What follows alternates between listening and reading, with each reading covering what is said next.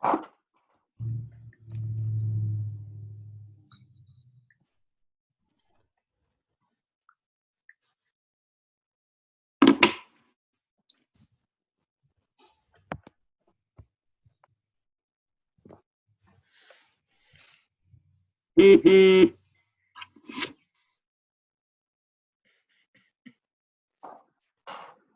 we ready to begin?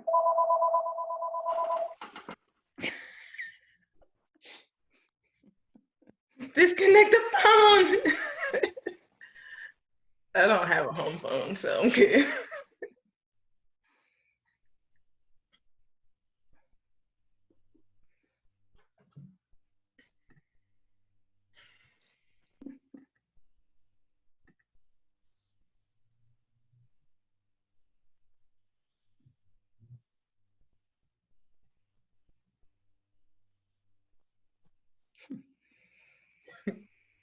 So, Mamie, you need to unmute yourself. Doing that. There we go. Good evening, everybody. My name is Mamie Potter, and I am with Quellrich Books in Raleigh, North Carolina. I'd like to welcome you tonight to this virtual event with Dr. Rachel Wooten, when we will be discussing her new book, Tara, The Liberating Power of the Female Buddha. I have to admit that at first I encouraged Rachel to wait until she could have a live event, but she has promised me that we will indeed have a live event when it's safe for us to gather again, and may that be very soon. Rachel trained in Zurich as a Jungian psychologist and has used this expertise for over 40 years as a therapist. In partnership with many organizations, she has taught Tara practices under the authorization of her teacher, Lordo Rinpoche. She leads a monthly meditation group at Pullen Baptist Church in Raleigh, North Carolina. Rachel will be in conversation with Jeanette Stokes, who is the founder and executive director of the Resource Center for Women in Ministry in the South, which is based in Durham, North Carolina. Jeanette is a graduate of Smith College and Duke University and is an ordained Presbyterian minister. Shalise Overy will always also be participating in the discussion, and Shalise has a degree from Duke University and is an ordained minister in the African Methodist Episcopal Church. She currently serves as the associate pastor for Pullen Memorial Baptist Church in Raleigh, North Carolina. The format for this program will be the in conversation between Jeanette and Rachel, and followed by a question and answer period. And you can submit your questions during the discussion by using the Q&A button on your screen. Please join me in welcoming Rachel Wooten. Hello, everyone. It's wonderful to know that you're out there. I have to look over here on the attendees list to know that you're there, but I do know you're there, and I appreciate your coming to be with us tonight for this event. These are extraordinary times. I don't need to say that, but it's true. And it seemed to me to be a really valuable thing to do a very short Tara practice as a way of introducing the evening. All this can be found in the book, but I think it would be nice to have a way of just settling in to the evening, to kind of have an intention that the evening bring healing in whatever way it might to all of us and to all the people in the world. So if you will just listen to me as I lead us through this very short practice, and afterwards, Jeanette and I will start our conversation. So I'm going to begin this with the ringing of a single bell.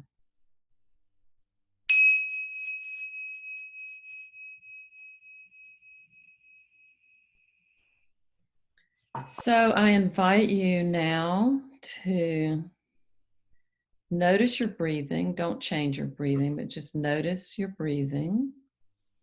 Let your awareness rest with your breath.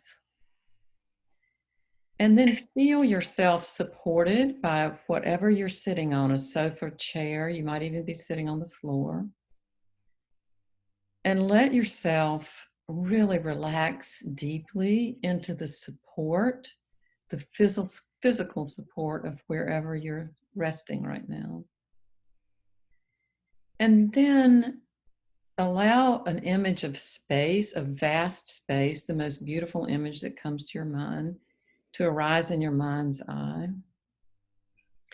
And to breathe in and out of that space, and to know that space as an image of awakened consciousness, of your own awakened consciousness also. And that space is filled with infinite potential, and that out of that potential, anything can arise. And what we're going to imagine arising out of that incredibly beautiful space is Tara, this awakened, enlightened female Buddha who appears to us in a beautiful light body of green light. And just imagine her looking at you with the most amazing gaze of wisdom, compassion, and love. And imagine now that she's surrounded by all of your teachers, your spiritual teachers throughout your lifetime. And they can be from any tradition, and they can also be living on this plane now or not. But bring to mind your teachers surrounding Tara, and that they are also emanating light. And then imagine that you're surrounded by your friends and loved ones and supporters. And then think, well, they are also surrounded by their friends and loved ones and supporters, until finally there's just this infinite number of people that we're inviting to take in this light. And then to imagine that you can actually place at Tara's feet in front of you all the beings that you're concerned about. They can be people you know, they can be people that you don't know, they can be anywhere in the world. They might be suffering from this illness we're also concerned about, or family members of those people. Our ability to invite people to rest in Tara's light and to feel some help with their suffering is infinite, it's unlimited. And so just imagine that you can do that. You can place all these beings at Tara's feet, and this light is just pouring out. And then we can think together that we're going to take refuge. We're going to take refuge in vast enlightened consciousness that Tara represents. We're going to take refuge in all the wisdom traditions of the world, including the oral traditions of the indigenous people. And that we're going to take refuge in our communities. And actually, we've created a small community here tonight. But all of us belong to other spiritual communities, whatever they are. Just think, I can take refuge in my communities. And not only that, all of our teachers and communities have ancestors behind them, and that we can call on the lineages of teachers and the lineages of practitioners, so that we're just really asking for all kinds of awakened, precious, helpful, caring beings to be with us now, and that we can take refuge in all of that. We can also ask that through the power of generosity and the other perfections, that we could actually wake up 100% in order to be of benefit to all living beings. And then in any way that you see fit, just to send loving kindness to absolutely all beings everywhere, with no exceptions. And then for just a moment, to imagine that Tara's light is just pouring out of her heart and out of her whole body, that this light is pouring out into the whole world and into us. And imagine this light coming into your heart and opening your heart, so that the light is now shining from your heart also, and that you can send the light of your heart and your love and caring also to all beings everywhere. And then just very briefly, imagine that exchange of Tara's light coming to you, awakening the light in you, you sending the light out into the world, until finally you can really know and realize there is no distinction between Tara, between the light itself, and between you. And so we hold that beautiful thought and that beautiful intention and the wish for healing for all beings. And then we let this entire image just dissolve back into space. And as it dissolves back into that space where we started, it dissolves also into light, and this light just bursts out into the entire universe, dissolves into the universe, and dissolves into us. And as we do that, we dedicate the practice. We ask that whatever gift of healing, whatever positive potential has come from our doing, even this brief practice, that it could go towards the healing and awakening of all beings everywhere, with no exceptions.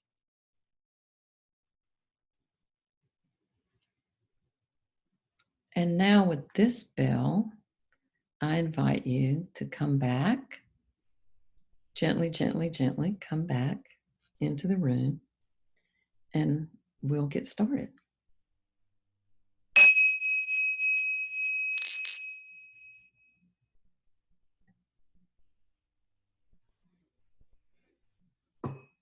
Welcome, everyone.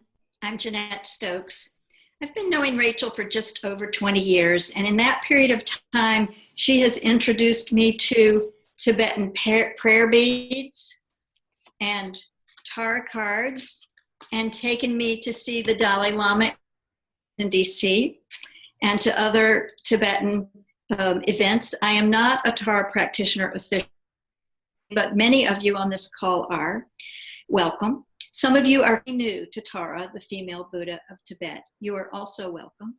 And some of you are confused because this is a Zoom call and you can't see each other and we can't see you. This is actually technically a Zoom webinar, and we can see your names and we can see your questions and your chat comments. So don't be confused or think that there's something wrong with your computer, which is a thought that most of us have had almost every day for about 5 or 6 weeks now. So welcome, everyone. So, Rachel, how did a nice young woman from Kinston, North Carolina, get interested in Tara, and why did you write this book? A very good question, Jeanette. So I want to say that, you know, if we don't go all the way back to the Big Bang, if we just find a place to start, the place I would actually start is at Pullen. An old friend, Ted Purcell, introduced me to Matthew Fox. Ted was a Pullenite. He still is. And Ted and myself and Mayhan Seiler and Jenna Roberts and a couple of other Baptist ministers got in my van and drove to Philadelphia to a 5-day workshop with Matthew Fox, who was at that time a Dominican priest. And that was my first long study, a 5-day study of Jung. And it was the first time that I'd ever done an indigenous ceremony or chant. So I was probably in my early 30s. So from there, I thought, I really want to follow up on these Jungian studies and also this indigenous world. And I went to a long workshop with a group called the Guild for Psychological Studies that looks at the texts related to Jesus through a Jungian perspective. And there, I got introduced to the Black Madonna. So the next step, these are all great stories, but we can't go into all of them. The next step was I went to a 10-day immersion in Lakota rituals in northern Canada. And I just happened to meet a woman there who lives in Charlottesville, actually, who was a Buddhist practitioner. And we bonded and had a nice time. We came home from that event, and then she called me a few weeks later, and she'd had this amazing dream about a Black woman and a green woman. And she started telling me this dream, and I thought, that is about the Black Madonna. And she said, yeah, and somebody told me that green woman was probably Tara. And right at that moment, this book called Longing for Darkness was published. Tara and the Black Madonna. So that was really my introduction to Tara. I really didn't, go diving deeply into Tara at that point. But again, fast forward a little bit, I decided to move to Switzerland. And in Switzerland, I was planning to pursue these Jungian studies again. And right before I left, I had to pack up my entire house, which was scaring me really badly. And in the midst of all that packing, I had a panic attack, just a total panic attack. And I sat down on my sofa in my living room. It was not a pleasant experience. And as I sat there, these lights appeared in the room. There was a green light that was contracting and a white light that was expanding, and the lights were contracting and expanding. And it actually scared me to death. I thought something was wrong with my retinas. But I thought to myself in my head, what is green and white? What is green and white? What is green and white? And Tara's name just popped into my head. And when that happened, I burst into tears. I cried and cried and cried. And then that panic was gone. And I was able to get up and move on. And when I arrived in Switzerland, I had this connection with an analyst there. And he asked me, well, what are you interested in? And I said, well, I'm really interested in the Black Madonna. But I have this new thing about Tara, this Tibetan thing. And he said, let me introduce you to my friend Martin Koff. He's one of the world's experts on Tibetan Buddhism. He did that, and then Martin introduced me to my teacher, Lodro Rinpoche. And that was the beginning of this journey, and that's how I got into the study of Tara. So, Rachel, would you tell us about what's hanging on the wall behind you? I think I see an image of Tara, which is repeated on the cover of the book. Yeah. Tell us about it. Yeah, this image was painted by a Swiss Italian artist named Giovanna Silvani Wiedmann. And it really shows you Tara's, the way she functions. Her hand is at her heart in the gesture of refuge.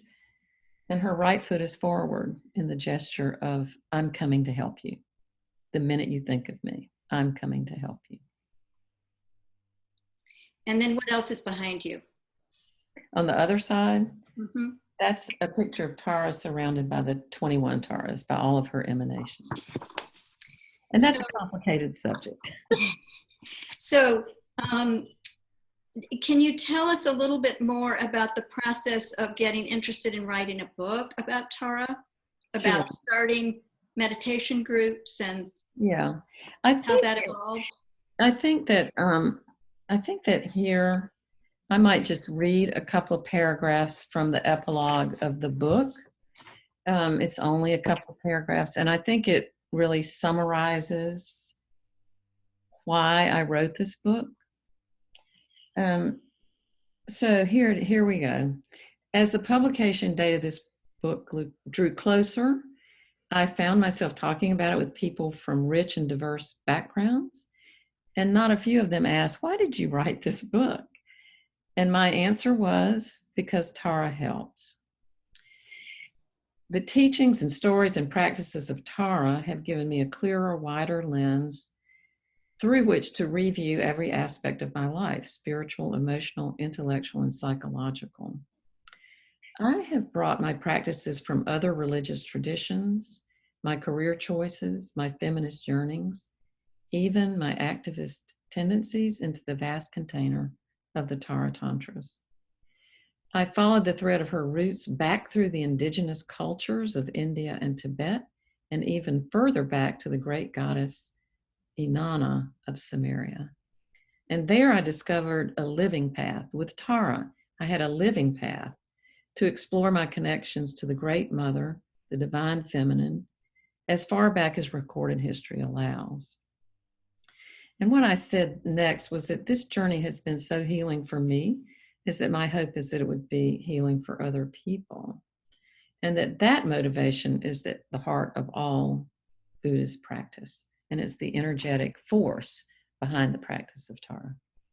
So that, as far as I know, that's why I wrote the book.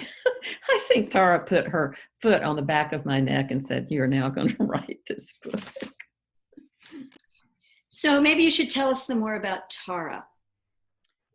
I will do that. A few things about Tara that I think are extremely important.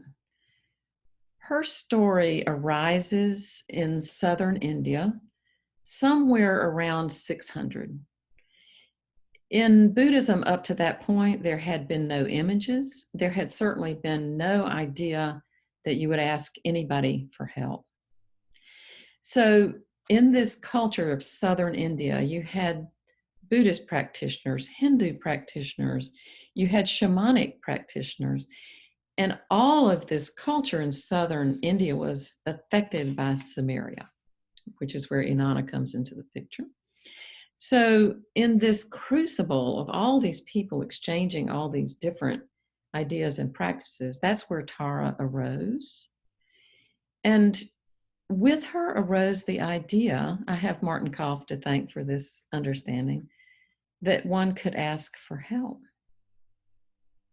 which is kind of astonishing. One doesn't typically think of Buddhism as being a place where you can do that.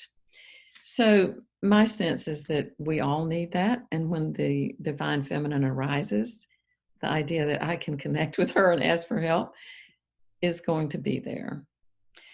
So I like to give people that background because the story of Tara that I want to tell you now comes from Tibet.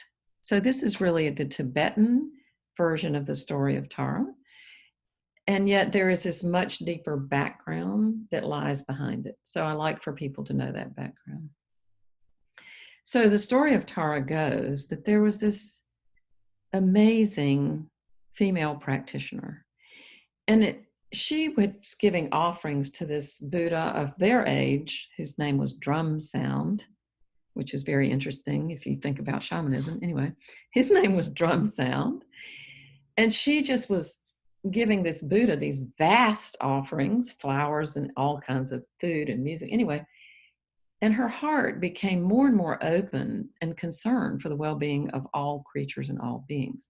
So these monks noticed that. Now, you have to remember that this is an era in which patriarchy, nothing escaped patriarchy, I'm sad to say. So even in this wonderful Buddhist tradition, the idea was women could not become enlightened. So these monks, they go to her. They say to her, they want to help her out, really. And so they say to her, wow, you really got it going on. They probably didn't say that, but you know what I mean. And you really got it going on. And what you should do is pray to instantly transform yourself into a man on the spot, or pray to become enlightened, pray to become reborn as a man in your next lifetime, and you will become instantly enlightened. So I have to tell you that every time I tell this story to a group of women and I pause right there, they all start laughing. It's like they know where this is going. And so what Tara said to them, I think very lovingly and very patiently, was, actually that goes against all the teachings. Because gender is, enlightened consciousness is not gendered. Gender is a concept created by human beings. So it just can't be possible that only a man or only a woman could become enlightened. And then she said, and I've noticed that people don't seem to want to work on this path of awakening in the body of a woman. They all seem to want to do it in the body of a man. And then she made this extraordinarily famous vow. Now, to think this story probably comes from Tibet, maybe 800, 900, something like that, a little later than India. She makes this vow that she will only become enlightened in a female body. And then the story goes on that over many eons and centuries, because they believe in rebirth, she just helped countless beings on the path of liberation. I mean, she loved doing it. She had a wonderful time doing it. And she finally became enlightened. And then not only that, she became a Buddha. And so that's the story of Tara that we have from Tibet, of how Tara came to be the female Buddha. I also think it's very important, if you look into Tibetan Buddhism, which is Vajrayana Buddhism, which is a later iteration of the tradition, much later after the Buddha died, you'll see that, there are many other of these sort of meditation figures and deities. Tara's not the only one. And they each sort of have a claim to fame. They might have to do with wisdom or some other thing. But Tara's real claim to fame is, number one, she helps. And the other thing is that she protects us from fear, which is a rather extraordinary thing. So the story that you just told us about Tara, you said is 11 or 1200 years old. Yeah. And so I'm at this point, I want to ask Shalise about her experience in ministry as a woman and any reflections, having read some of Rachel's book now, about how Tara's experience all those centuries ago connects to our experience today, or anything you would like to say about that. Sure. Well, reading that story of Tara really resonated with me, because particularly it reminded me of a story from the Christian scriptures in Acts, as the church was kind of being birthed, and they needed to pick an apostle to replace Judas, and Peter makes this impassioned speech about this, and then he determines that this next leader must be one of the men that's been with Jesus and has heard his teachings. And I think of what the church missed for the next many centuries, because women were locked out of leadership, right? What that meant for our enlightenment, right, as people of faith.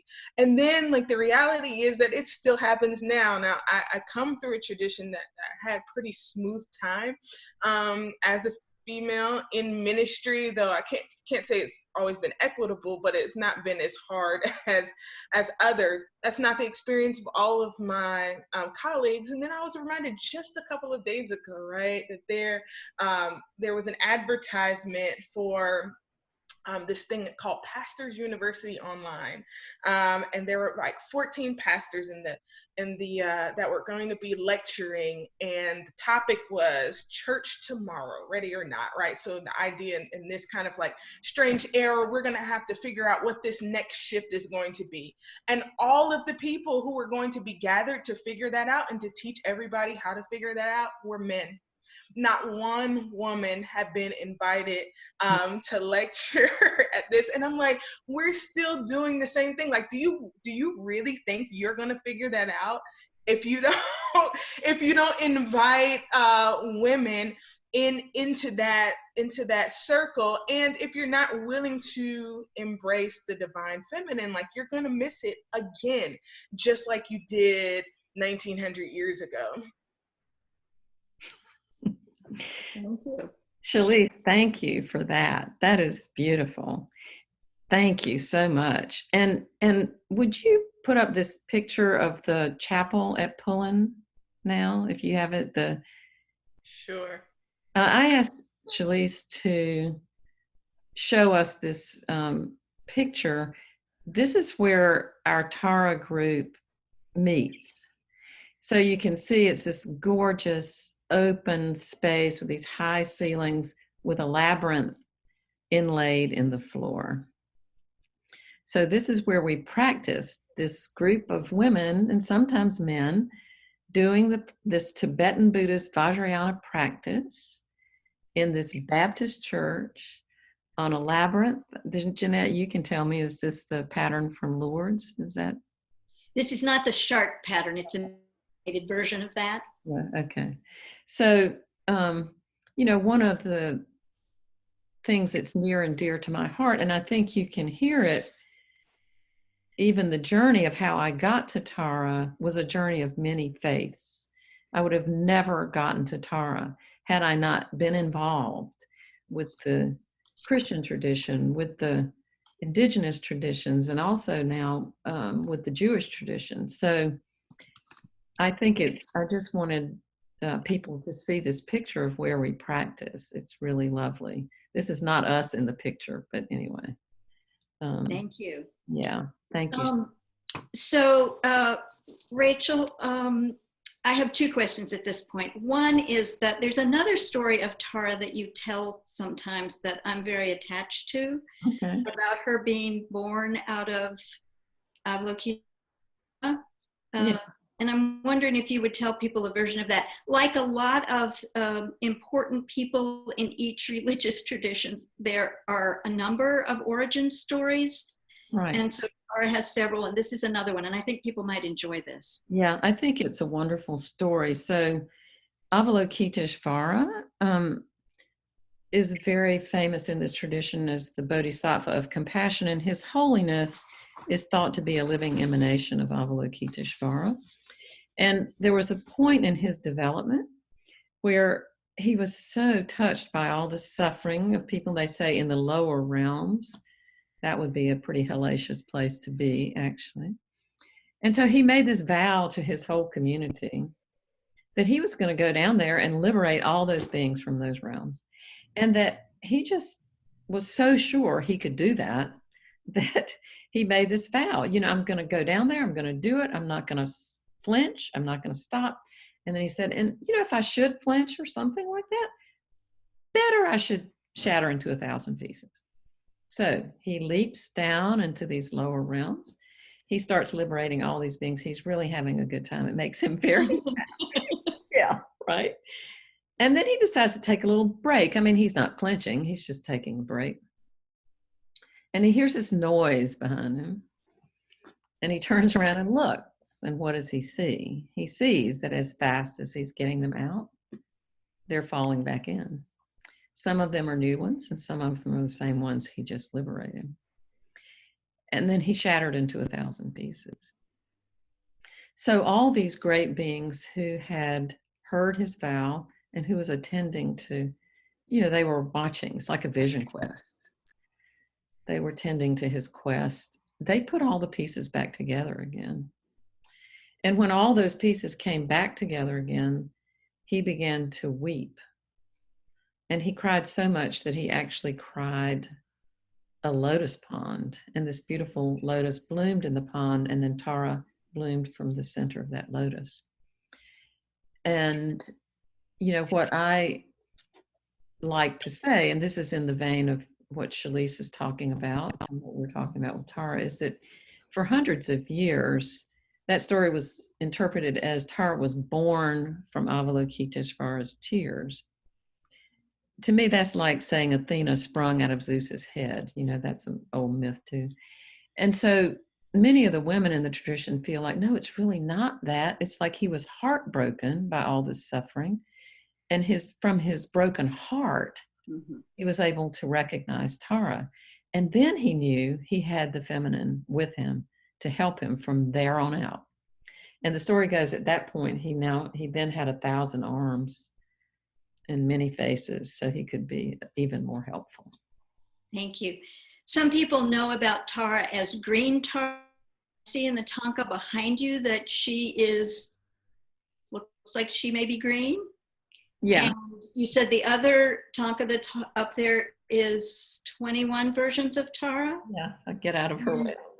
Right. And the title of the book refers to 21 versions of Tara. So my question is really, how can Tara help us today? But I think it has to do with the 21-ness of her. So do you want to talk to me about that? Yeah, I think I want to say one thing mainly, really, in the sense of how Tara can help us. You know, these emanations are a way of letting us focus on one aspect of enlightened consciousness at a time. Some of the white ones are peaceful, the black and blue ones are wrathful, the red ones are wrathful. Jeanette's got, we have a set of cards that we made. The golden ones are life increasing. I think they're, you know, my colleagues and students laugh at me because I say, oh, I love this one. I love this is my favorite. I love this one. Well, I love them all. But I just want to say that I'm really fond of the wrathful deities. They're fierce. They're beyond fierce. And sometimes I think people mistake that for, oh, well, her wrath will be turned against me. But it's not that. It's that her compassion is so fierce. There's absolutely nothing you can bring to her that she will not accept, that she will not help you transform, and that she will not bless you with.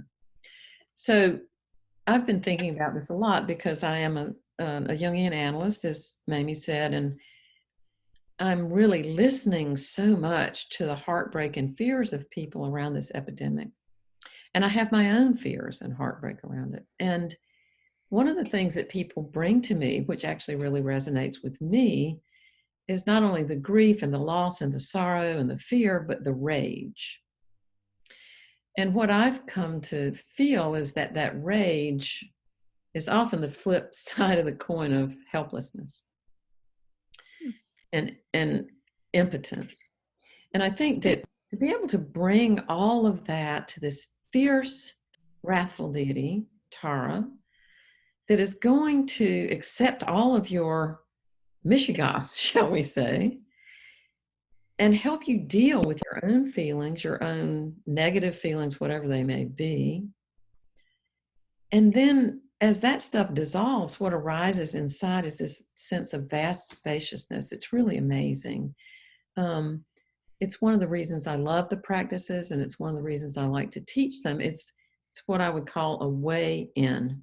There are many ways in. This is one way in to that spaciousness. Things can really calm down when you actually have a place to offer something. And from that spaciousness will arise spontaneously things you would have never thought of. Your neocortex wouldn't have come up with.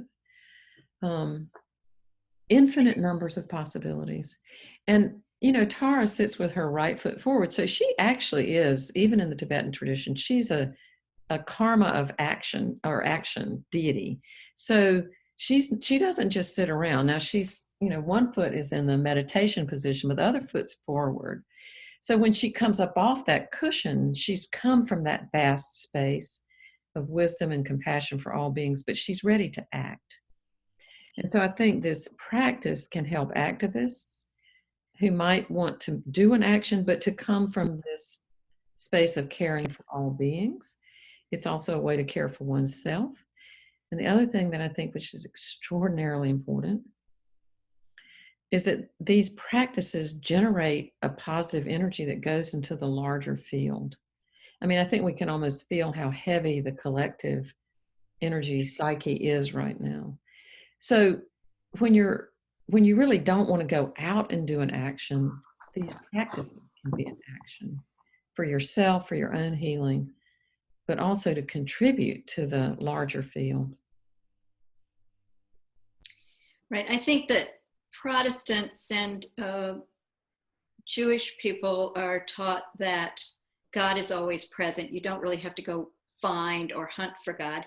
And I think Catholics are given the image of Mary, who will come and help and also hold sorrow of people. As a Protestant, I'm always a little jealous of that. Mary was just kind of there at the birthday and not after that. And so the notion that Tara comes when people ask her to come and help can be quite comforting to people. Mm-hmm. That's a serious gift from this. Yeah, and Jeanette, that's a really good point too, because I think it's also true that the sense that Tara is always already there. You know, what she really is representing is this vast enlightened consciousness.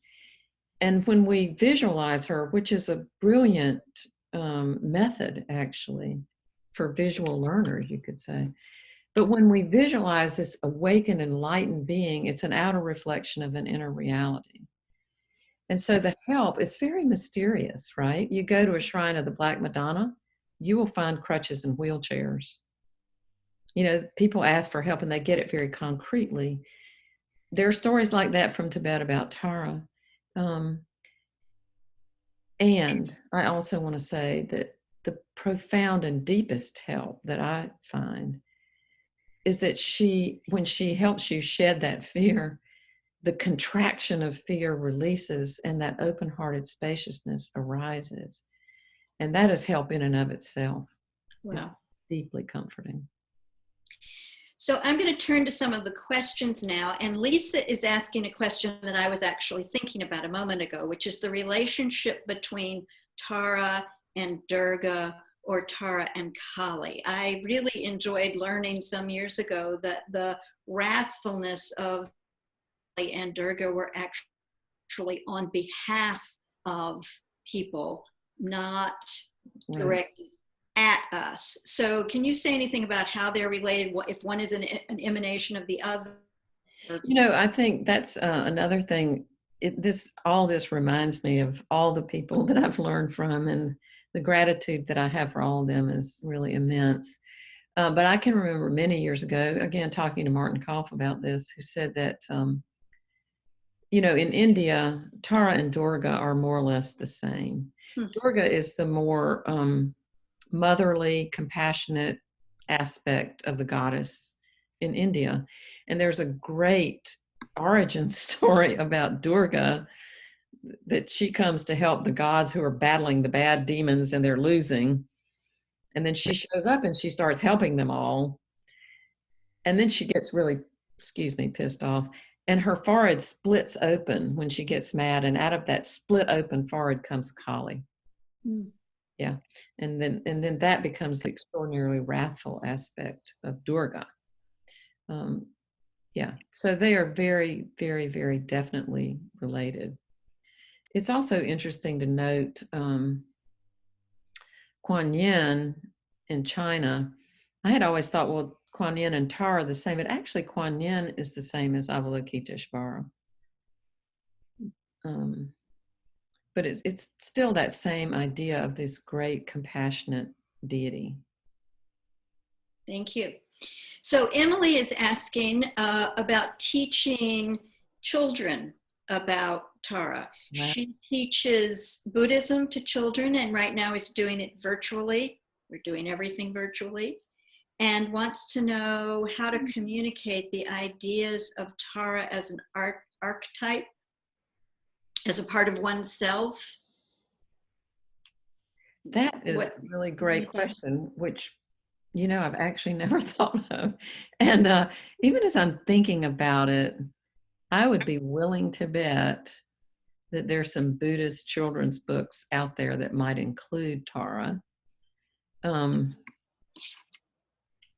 Yeah, I'm not sure I've got a great answer for that. Just telling children about the different aspects and showing pictures might be entertaining.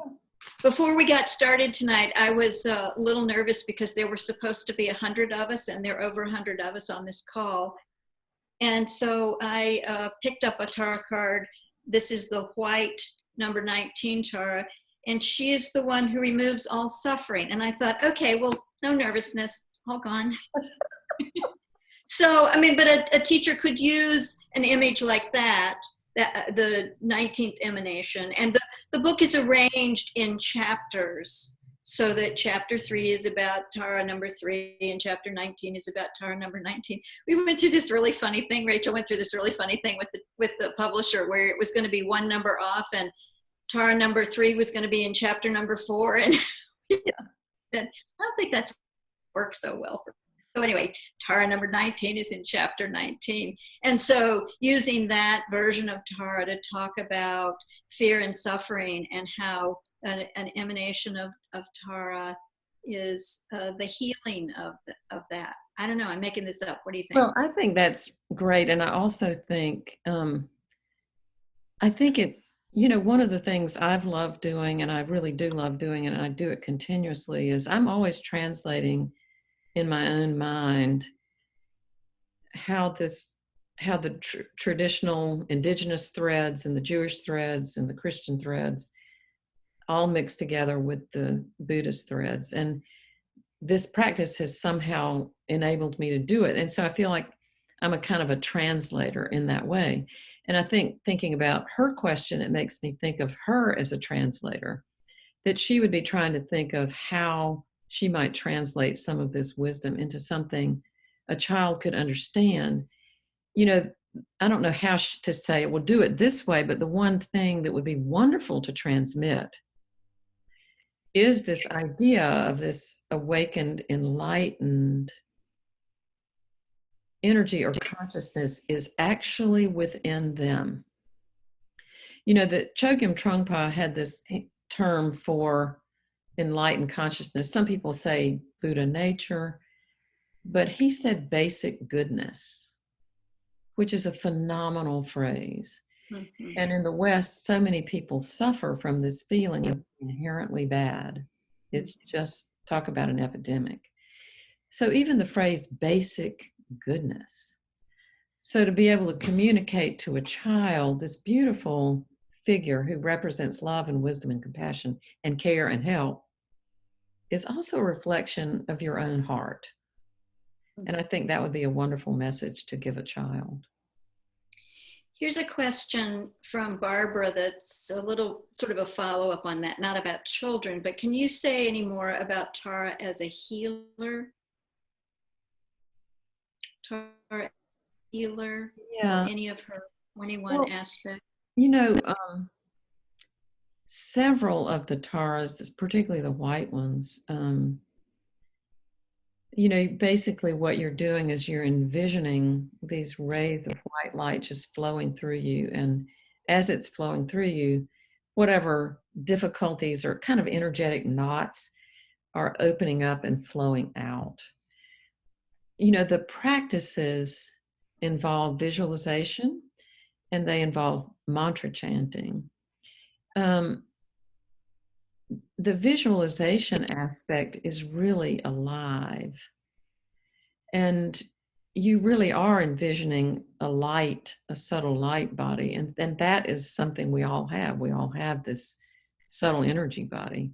So it's activating that energy inside of us. And the mantras themselves, which are way more than 1,000 years old. When people talk about Sanskrit, they talk about it in the same way they talk about Hebrew, that the letters, the sounds, the syllables are alive. And Sanskrit was really created as a holy language. That is its only purpose. So that when you're chanting the mantras, you're actually chanting the vibration of this essential awakened consciousness. If you try it for a while, you begin to feel that vibratory essence in your body. And what happens is, it's our nervous systems, which are so beleaguered right now, they're getting triggered all the time by all these stimuli. The mantras really help the nervous system calm way, way, way down to the point that this other wider, spacious, essential feeling can arrive. It's quite an experience. The Buddha always said, don't do anything I tell you to do, try it yourself, and if it's valuable, then do it. And so, I love for people to try this and have that experience for themselves. The other thing I really want to say is all of this practice, all of it is held in this container, that refuge practice we did at the beginning, where you're praying for the enlightenment and healing of all beings, and you end the practice that way. So what the practice is helping us to do is not to make anyone other. We are all related. We are all related in these intricate ways. The Lakota would say Mitakuyasin. We are all related. So what can happen in the practice is you actually have that as an experience, as a visceral experience, not as a mental experience. And it's not like, I can promise you, it's not like, oh yeah, do the practice and you're done. Like you can do the practice and get up 5 minutes later and go, oh my God. But I think doing these practices can be profoundly healing in that way too. That you begin to value all life and your own life. And you're kind of in it with everybody, not by yourself. Thank you. You have several more questions, and I will encourage people to put their questions in the question and answer box. You just click on that at the bottom of your screen. I'll also say that we are going to stop the formal part of this evening but Rachel has agreed to stay around afterwards for a while to answer questions for people. I am now having my existential crisis, which is, what do you do when your nose itches? So Rachel, let's see. Dawn wanted to know, is the Tara group available online to people who are out of state? That is a great question, Dawn. And what I have gotten several questions like that from my website. And what I want to do, you know, as you all can imagine, having a book launch is kind of anxiety producing. And it's really something to be worried about technology at the same time. So the promise I made to myself was to, you know, after tonight, that I would really start looking at that. I probably will not open the current group to a large number of people, because that group has been functioning for a long time as kind of a local group. But I think because of the interest in this, that I probably really will start a larger online group that people can join. So what I'm encouraging people to do, I'm trying to keep those questions and requests kind of in a folder. But I really want to encourage people, if you don't hear from me, you know, within the amount of time that you're wondering what's going on with that, just write me again, because I think it will happen. So Betty is Episcopalian, and she asks, she says that the divine feminine has been sort of an abstract concept, and she wonders whether Tara teaches us how to bring the divine feminine home, how it can be embodied, and how it can be part of our other, whatever spiritual traditions we practice. That I feel like she's asking the question and answering it at the same time. Thank you, Betty. The answer is yes, yes, yes, and yes. Yeah, I feel like the way it helps it become more embodied is really because when you do these practices, it's a deeply interactive thing. You know, you're thinking about the particular Tara, you're thinking about her qualities, you're thinking about how she helps, you're thinking about how you need that help. But all of that interaction is coming through this visualization of this female deity.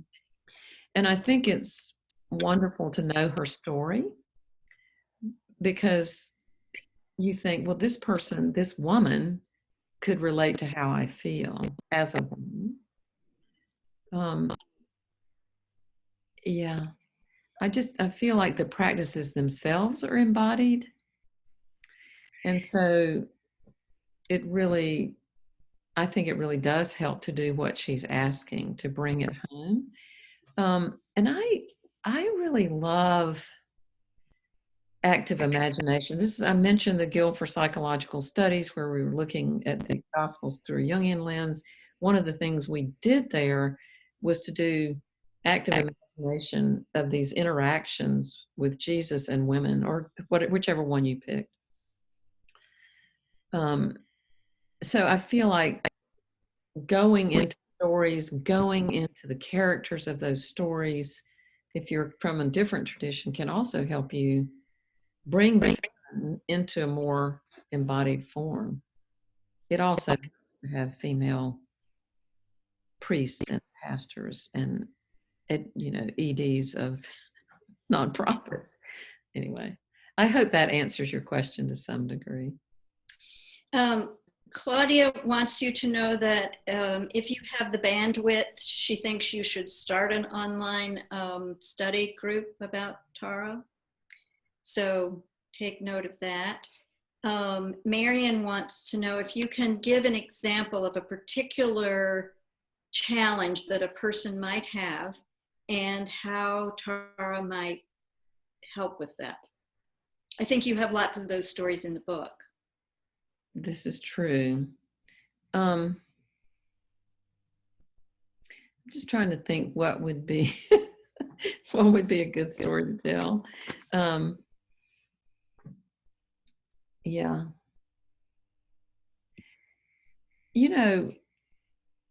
I will say that often what happens to me, and this is where the Tara card is beneficial, is that I'll have an issue that I'm trying to figure out, and then I'll draw a card and I'll get a certain card and I'll think about how does that issue fit, and then I might do that practice. And for example, the red Taras, not the dark red ones, the dark red ones are very wrathful, but the lighter red ones are actually, their skill is the skill of containment. And so, for instance, like if you're having a struggle with somebody and they're just making you so mad you can't see straight and you just want to scream at them, you could think of that Tara and she could help you with containment. But you don't do that. You might think, well, wait, maybe they're having a hard time, et cetera, et cetera. And you can really calm down and then go to the practice.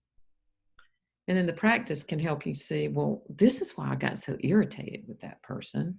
It's because it was really touching this in me.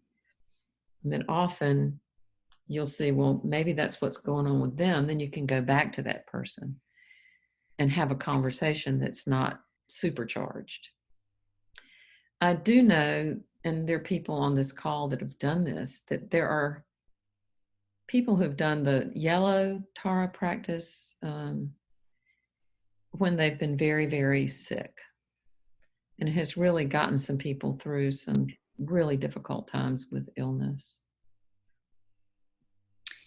If I could just say here that we have time for one more quick question, and then we'll close the formal part of the session and go on to the overtime of questions and answers after that. Thank you, Mamie. Rachel is asking if you would explain how the book is organized. Sure. There is an introduction in which you will read a lot of this material that I've said about how I got into it. And then there's really an entire introductory chapter that's just devoted to Green Tara that has her stories in it. And then, as Jeanette mentioned, there are 21 chapters, and each one is devoted to one of the emanations of Tara. And then this is really remarkable. And here I would like to give a big, big tip of the hat, big heart to my editor, Jennifer Brown at Sounds True, and also all the people at Sounds True have been so helpful. And some of them are on this call, that there were so many ideas and a real true working together to create these indices. There are 22 short practices in the back of the book. So if somebody doesn't have a whole lot of time, they can go and do a short practice for one of the Taras. And then there are all these indices that really lay out the specifics of the practice. So you can use this book. It's almost like a little encyclopedia, but it also is full of stories. It's a very warm kind of book, very experiential. And at the same time, if you really wanted to do a sadhana practice, which is a form that's been going on again for way over 1,000 years, if you wanted to do it according to the way it's done, you can find that in this book. It's both in the book and in the indices. Well, I want to thank everyone for coming and participating in this really fascinating event about this book. This is the point at which I'll let you know that you can get a copy of the book for yourself.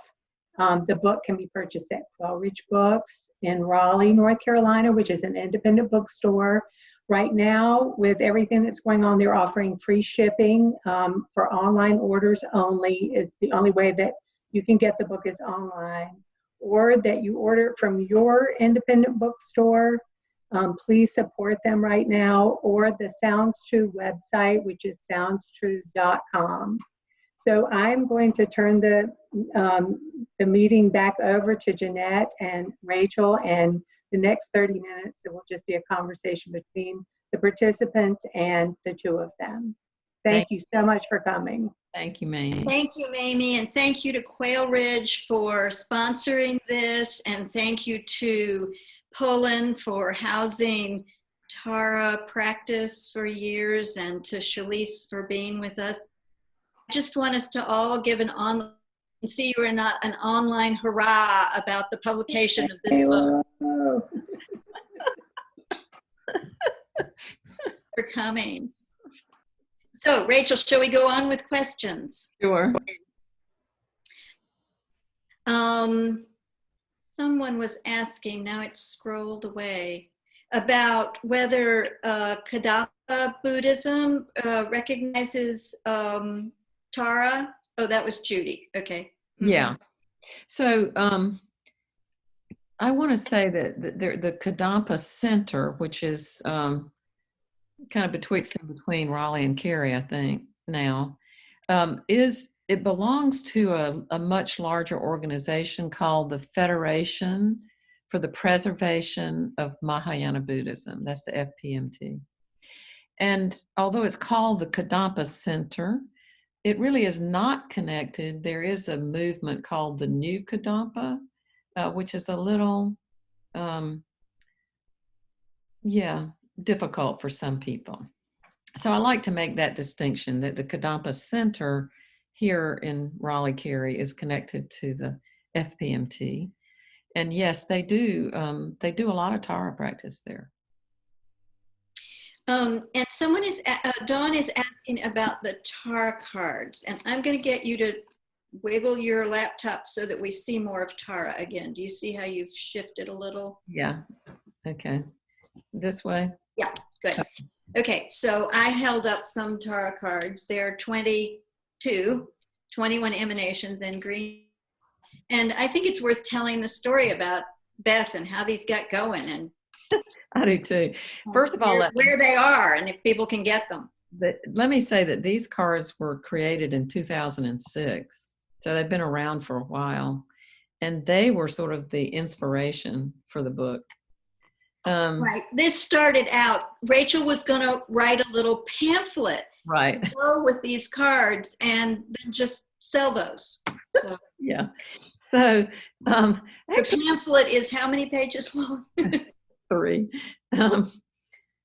So this came about, actually, Beth Harden, who's really a super good friend, has just put so much into all of this. I can't thank her enough. Also, Beth and I were actually at a teaching at the Kadampa Center. And, I had been talking to the teacher there about the 21 Taras, and he knows my teacher, and I'd brought some texts back to him from Switzerland, whatever. Anyway, we were leaving that evening and we're going home, and Beth says to me in the car, well, why can't we have some Tara cards? I'm like, well, sure, we can have some Tara cards. She's like, I like cards. Let's have some cards. So we'd had this really small Tara group in my house. These groups have been going on now for about 20 years. And but there's a really small group, and she'd been taking notes about what I'd said for several years. So she and I sat down together one night, and we just went through all the Taras. And she said, well, you remember you said this then, and this then, and that then?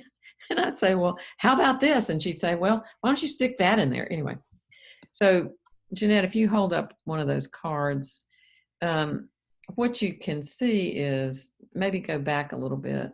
There's a white band in the middle, and that white band was that conversation with me and Beth. And the rest of the card has her mantra and her praise and how she appears. And you can see it's the same image as is in this painting. Right. And so the cards all have green Tara, is that correct? Yeah. On one side, and then each number is a different color, and so the cards are in all the different colors. Yeah. And so we've had different printers make them over the years. And right now I'm sort of in the process of looking at a different printer. So I'm kind of trying to get that ironed out before we actually produce some more and have them on sale. But we will be doing that. So I want to say again, please let me know if you want them, and I'm going to try to keep up with that. And once again, if you don't hear from me within, the amount of time that you're going, what's up with that? Just feel free to write me again, because we will be doing that. Right. Karen wanted to know when, and we're having a pandemic, but summer is a reasonable answer, right? Yeah, maybe even before then. I've already started working with a printer, and I want to mention that one of the smaller groups, again, the first group that ever happened, one of the members of that group, Nilda Costco, when we were working on these cards, at first they were black and white, and Nilda says, I've got this design student. She's one of my students. She can make something for you that's much better than that. And so she connected me with that student.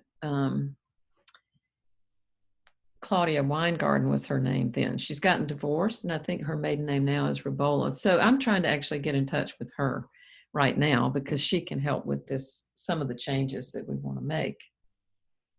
So, once again, there have been so many people who have contributed so much to this project. It's just hard to even calculate that. So Dawn wants to see the mala again. So I just restrung this week. And the only special thing about it is the arrangement. A Tibetan mala, a Zen mala, has the same number of beads as Catholic prayer beads. Rosary, 108 beads. And so I took a necklace I had a long time and took it apart and added some other beads I had. And then, what do you call this little one, Rachel? That's down at the bottom? Bead, yeah. Yeah, the guru bead. And Rachel had taught me how to string these. So you can say the mantra, or part of the mantra, Om Tari, Tu Tari, Tari Soha, and move the beads. Mm-hmm. And it entertains the fingers and the body and the brain while you chant. And to do is Google Tibetan prayer beads, and you'll find lots. There are books about prayer beads, and any bead store, when you can go to them again, can help you. Yeah, and I do want to say, actually, the Catholic Rosary doesn't have 108 beads. It's a little different, and it's broken up into the Our Fathers and the Hail Marys. It's a little bit different. But the Tibetan prayer beads have 108 beads, and that's related to the 108 names of the goddess. I'm not sure which tradition we're talking about, but that's where the 108 number comes from. Thank you. Okay. Sorry. Is there any link between the Christian image of Sophia, wisdom, and Tara? I think that there is absolutely, I feel like Sophia really comes from the Jewish tradition. And yeah, I think all of these amazing figures are connected to each other.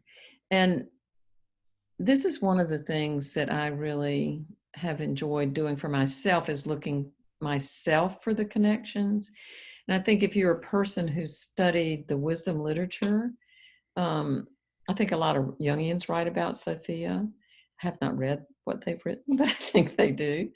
But I just really encourage people to look into these things themselves. It's like, often when I'm doing a Tara practice, I'm like, oh my gosh, I think that's what was meant in the Torah when, this was happening. Oh, I think that's what Jesus meant when he said whatever.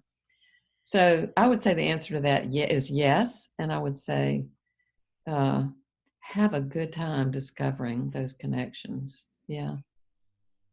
You and I have talked a lot about the fact that women over the millennia get written out of almost all of many of the religious traditions. And one of the exciting things about the latter part of the 20th century and now the century is scholars and practitioners trying to find any usable parts of the past and incorporate those to borrow from, in a respectful way, from other traditions, and to find more to increase the presence of the feminine divine in our various religious traditions. Yeah, and So let me say one thing about that, which is the thing about Tara is you don't have to go search for her. She's there. She's front and center in this tradition. So you don't have to go trying to interpret a text or dig around in the bottom of the text to find her. You know, she's really there. And the other thing I want to mention, shout out to my good friend Kelly Cross, who's given me all kinds of stuff related to this, even unbeknownst to him.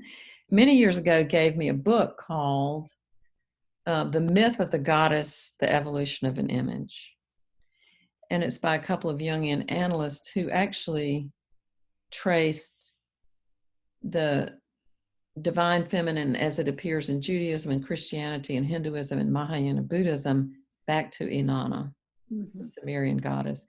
And, you know, we really didn't get the translations. They didn't even find the Sumerian texts until the 20th century, and then we got those translations. And if you read some of that stuff, you will feel like you're reading the Song of Songs, or you'll feel like you're reading about Tara. So Renee wants to know if you actually have a daily Tara practice. Well, no, because I don't have a daily anything, because I'm a human being who fails constantly. What? I don't know. Well, let me change that. It sort of depends on what you call a practice. I do a lot of practice all day long. I do practices in the natural world. I'll walk around chanting Tara's mantra. There is a beautiful prayer to Tara, which actually Jeanette and I will probably arrange to have a teaching about. Turns like it might turn out to be online. It's called the Seven-Limbed Mandala Prayer to Tara, which I cannot say enough about how much I love that prayer. And I will do that most days. And then some days I sit down and do a formal practice. But, you know, I would say that my life is really embedded in the world of practice. And sometimes that practice is just paying attention to the trees, just looking at the sky. Yeah. So it's not always a formal practice, but yes, I'm pretty much practicing, especially now, all the time. So Renee also wanted to know if this conversation is going to be posted, and it is being recorded, and our hope is that it will be posted. So yes, and I think you know, again, it is being recorded, and then I just have to save it to my computer, and then I'll be sending it to Sounds True, and they're going to post it to their community. But you can also I'm just new to all this. I got to figure out how to get it to people, but I think it would also be possible to either post it on my website or post it on my Facebook page. do you want to say anything more about the connections between Tara and Mother Mary? Anything else you'd like to say about that, Mary? Yeah, no, I'm just thinking about that.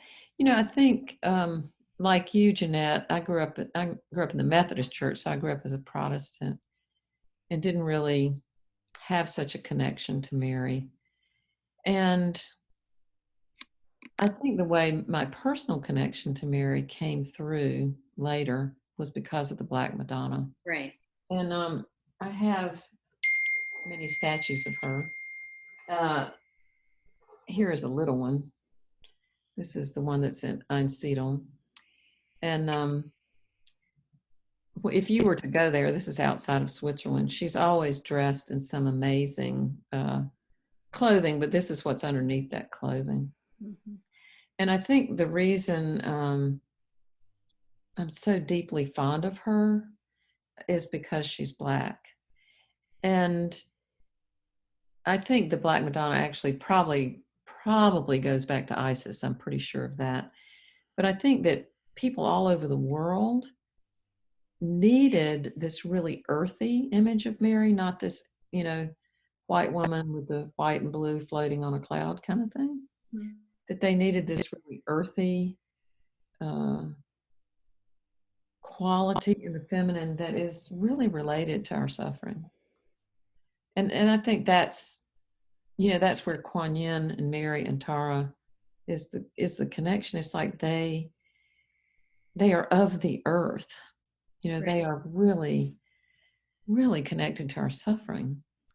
And I think somehow the human psyche really needs that. Mm-hmm. Yeah.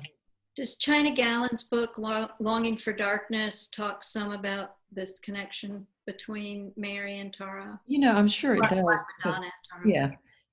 Because that's the topic of the book. I have not looked at the book in a while.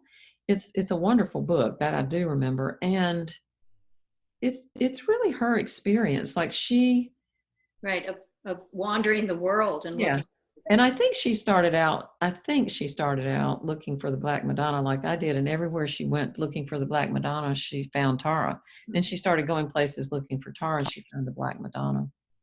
And I will say, I had the just great good luck of living in Switzerland and studying there and studying with my teacher there. And going often to the shrine of the Black Madonna. And there's a man, there's a man named Fred Gustafson who's written a couple of books about the Black Madonna in Switzerland. And I decided I do this all the time. I get it in my head I need to talk to somebody, and I just find them and call them up, and they answer the phone. It's good something, karma maybe. But so I had this conversation with him, and he then lived in the Midwest. He probably still does. I think he actually is a sun dancer with the Lakota. I think I've got that right. But he told me decades ago, Rachel, you're going to find out that people who are connected to Buddhism are connected to the Black Madonna, and they're connected to these indigenous traditions. It works for you. Certainly. Maggie wants to know if you've visited any other Black Madonnas besides the one at Einsiedel. No. And well, there is actually the Madonna of Czestochowa, which is in Poland. Mm-hmm. There is a church here in Raleigh that has a large painting of that icon in that church. So I've been there. Mm-hmm. But and I've been given many statues of the Black Madonna, which I'm so grateful for. I probably have 6 of them that have been given to me. I haven't, that's the only one I've actually been to. Mm-hmm. And the one other thing I want to say, there's this very famous statement in Buddhism, form is emptiness, emptiness is form. The idea being that no form is the way it looks. It's composed of an infinite variety of substances and phenomena. But it's also true that that emptiness itself has sort of a form, a feeling of form to it. I can't really explain that tonight, but I remember, or that all forms are spilling out of emptiness. I remember once sitting at the shrine of a Black Madonna and going, oh my God, there it is. Because she's Black, which means she represents the void, formlessness. And there she is in a form. So there it is. Emptiness is form, form is emptiness. So I think, yeah. So as a psychologist and a practicing, as a Tara practitioner, and here's an interesting question for you.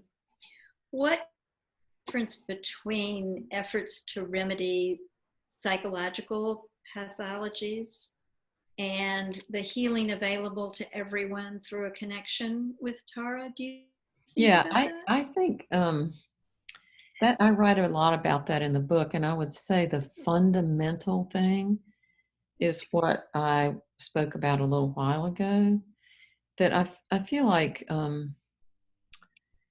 this sense that so many people have that I'm just not any good. People will often say things like, I just feel like I'm flawed at the core. And that's a thing that's worth pausing at that statement, because that's shame. I'm just bad to the core. So I feel like there's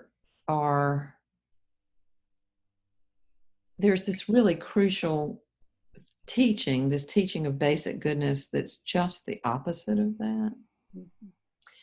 And that, again, the teachings are connected to the practices. You know, we don't do these practices randomly. They're connected to the teachings. And so this idea that there's this enlightened female Buddha that we're envisioning, but that's also a reflection of this basic goodness within ourselves. So that teaching is really emanating from Tara. Tara's image contains that teaching, actually. So I think that's one thing that's really important. And the other thing is, I think this feeling of being really flawed comes from these, either experiences of neglect or abandonment or abuse, where children realize, oh gosh, there's no one here I can depend on. But a child can't, the psyche of a child just can't tolerate that. And so if it's between my parents are awful or I'm awful, often the child will choose as a defense, I'm awful, to protect themselves from the terror of feeling like there's nobody here to take care of me. So, if one has some awareness of all that and brings that into the practice, number one, you're thinking about this basic goodness, but number two, you're asking for help with all that. And the idea is there is help now. There may not have been help then, but there is help now. And there again, I would refer people to the refuge practice, because the help comes from, the enlightened consciousness, but it also comes from the great wisdom texts and traditions. Mm-hmm. And it comes from our communities. We can reach out for help to our communities and our friends and to our living beings, the trees, the birds, the animals. There's a lot of help. So I think that's two ways. Right. You mentioned Matthew Fox early on in this conversation, and I know that he wrote a book called Original Blessing. He did. And Nancy wants to know how Tara's teaching us about basic goodness might be connected to the concept of original blessing. Oh, I think it's totally connected. And I want to say that, again, Ted Purcell, my friend Ted Purcell, gave me that book. That was my introduction to Matthew Fox. I think I was probably 32. So that's about 40 years ago. And I still have it. I'd have to go look at it. But the inscription was something like, and actually my friend Rachel Smith said this to me once too, something like, you can have it all, but you can't have it all at the same time. Like, just be patient, something like that. But I absolutely, clearly, that's what Matthew Fox was trying to tell us all. Yeah. You're originally good. And that's what the concept of basic goodness is also. Yeah, it's really beautiful. Nancy has another question, which is, how would you compare Tara practice with the mystical experience in Christianity?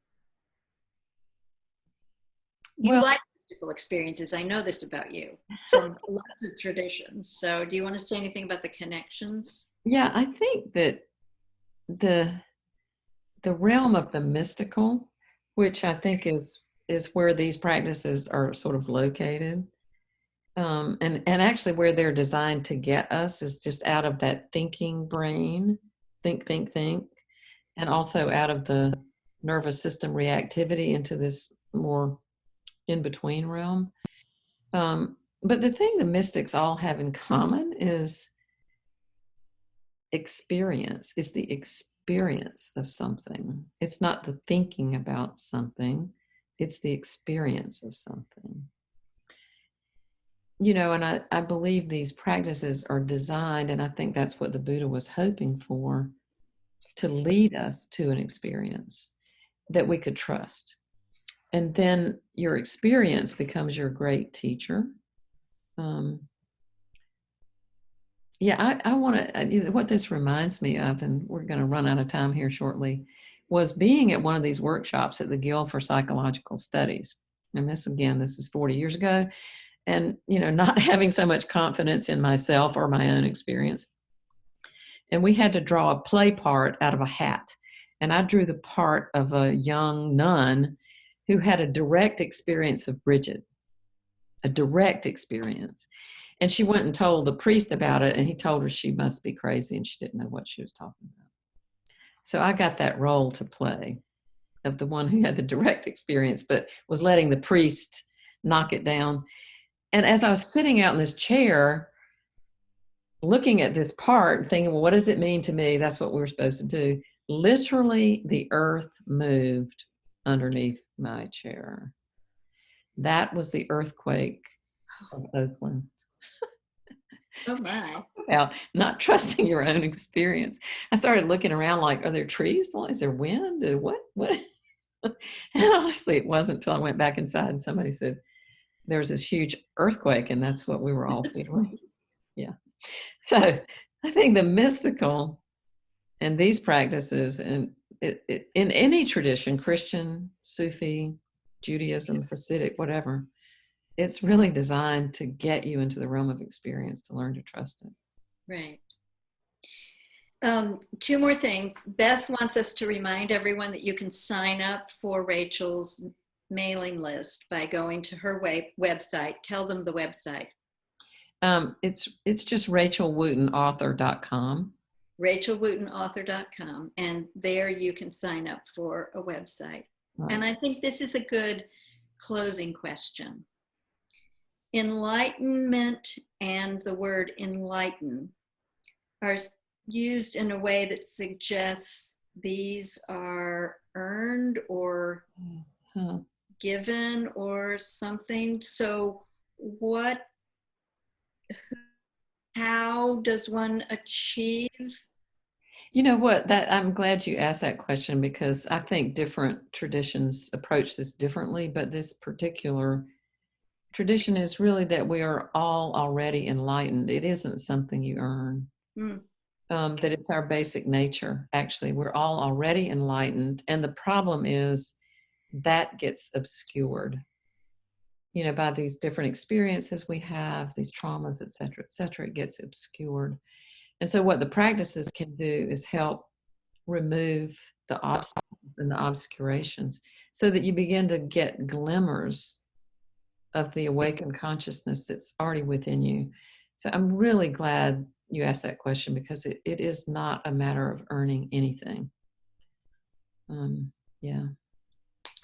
So Rachel, on behalf of the over 100 people who were on this call, I want to thank you for 12 years of labor on this, for spending this time with us this evening, for taking the path that led you from Kinston, North Carolina, to Zurich, to Tibetans, to back to Raleigh, and loving and teaching Tara. Thank you. Thank you. Thank you. Thank you again to Quail Ridge Books, and please order books from them. We've got to keep these independent bookstores open during this scary period. And I want to thank Matt Arian, who is the person in the background holding this evening's program up. Matt runs a business called Apple Buddy, and he has dug many of us out of deep computer holes in the past. So thanks, Matt. And I hope all of you will be safe and well. I hope that you sleep tonight, and if you don't, I hope that you will be kind to yourself. And is there any word you would like to say in closing, Rachel? Yes, I think that I would like to say that I love that blessing. That's a nice benediction. And I want to thank you. Jeanette has supported this work literally at every step along the way. And Quail Ridge Books and Sounds True. Just another shout out to them. They've just been amazing. And I actually made a list of everybody that signed up for this call, and they went from high school to college to Switzerland to Australia to all over the place, to the early practitioners, to the current practitioners. The list of people that I would thank, we would be here until midnight at least. So I hope you know who you are, and I just want to say thank you to everyone, and really thank you, Jeanette, for helping us hold the space. And to Sharice, who's probably gone off to bed. Thank you, Mamie. Good night. Good night to everyone.